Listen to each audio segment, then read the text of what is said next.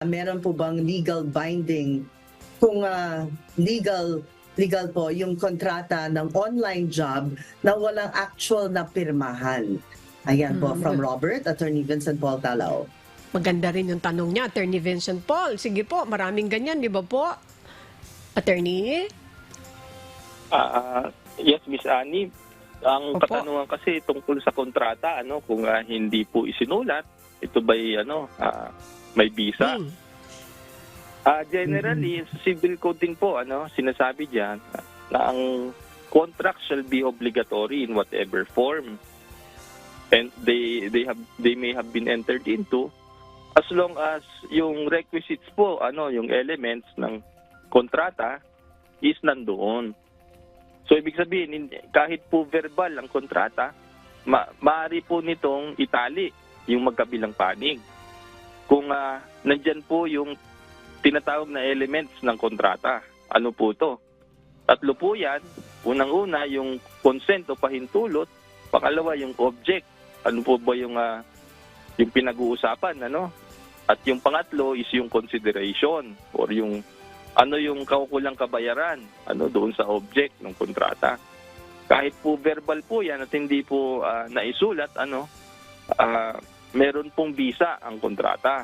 As long as kung nagkaroon na po kayo ng sigalot or hindi pagkakaunawa, mapapatunayan ninyo yung sirkumstansya ng inyong pag-uusap. Pwede niyo pong gamitin yon na kayo nagkasundo at yung sangayon sa inyong napagkasunduan, yun po yung ginawa ninyo. Ngayon, pagdating po, Miss Annie, sa online jobs, merong kinalaman yung batas ng labor po natin.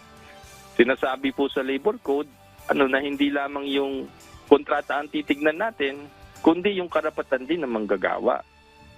Sinasabi po ng jurisprudence natin, na yung provision ng labor code is deemed written into the contract of the parties. Ibig sabihin, meron pong mga ini-impose na obligasyon sa isang employer patungkol sa kanilang usapan nung manggagawa na kailangan po niyang sundin. Nandoon man yan sa kontrata o wala. Kabilang nga po dyan, yung mga benefits, yung working hours, yung kapag nag-overtime, kailangan bayaran, yung iba pang mandatory na social legislation, katulad ng pag-ibig, ng SSS, kahit hindi po nakalagay sa kontrata yan, obligasyon po yan ng employer.